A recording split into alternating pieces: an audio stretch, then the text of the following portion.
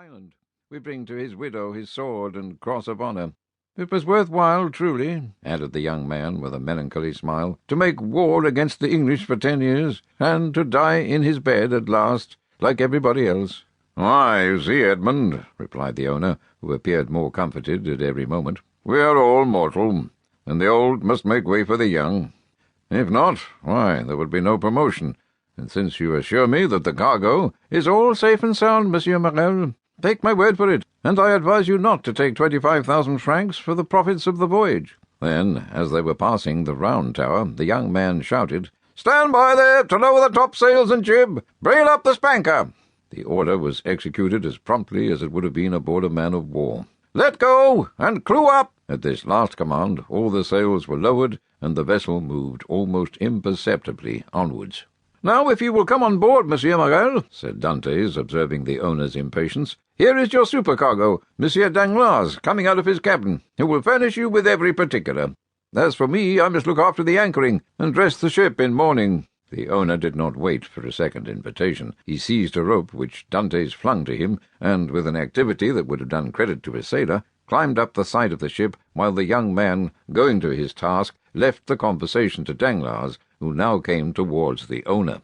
He was a man of 25 or 26 years of age, of unprepossessing countenance, obsequious to his superiors, insolent to his subordinates, and this, in addition to his position as responsible agent on board, which is always obnoxious to the sailors, made him as much disliked by the crew as Edmond Dantes was beloved by them. "Well, Monsieur Morel," said Danglars, "you have heard of the misfortune that has befallen us?" Yes, poor Captain Leclerc. He was a brave and honest man, and a first-rate seaman, one who had seen long and honourable service, as became a man charged with the interests of a house so important as that of Morel and Son," replied Danglars. "But," replied the owner, glancing after Dantes, who was watching the anchoring of his vessel, "it seems to me that a sailor need not be so old as you say, Danglars, to understand his business, for our friend Edmund seems to understand it thoroughly, and not to require instruction from anyone."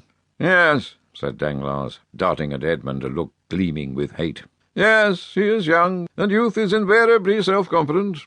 Scarcely was the captain's breath out of his body when he assumed the command without consulting anyone, and he caused us to lose a day and a half in the island of Elba, instead of making for Marseille direct." "As to taking command of the vessel," replied Morel, "that was his duty as captain's mate. As to losing a day and a half off the island of Elba, he was wrong, unless the vessel needed repairs.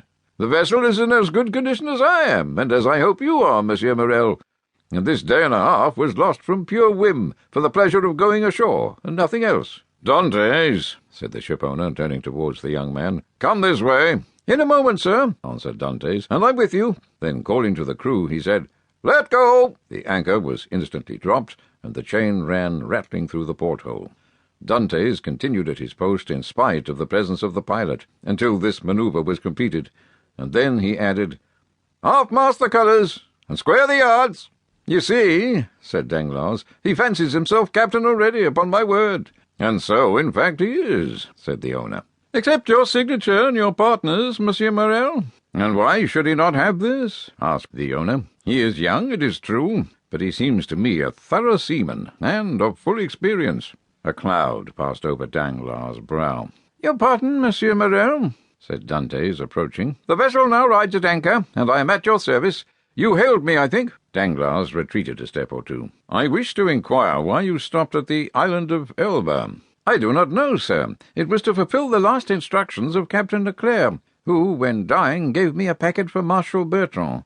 "Then did you see him, Edmund?" "Who?" "The Marshal." "Yes." Morel looked around him, and then, drawing Dantes on one side, he said suddenly, "And how is the Emperor?" "Very well, as far as I could judge from the sight of him."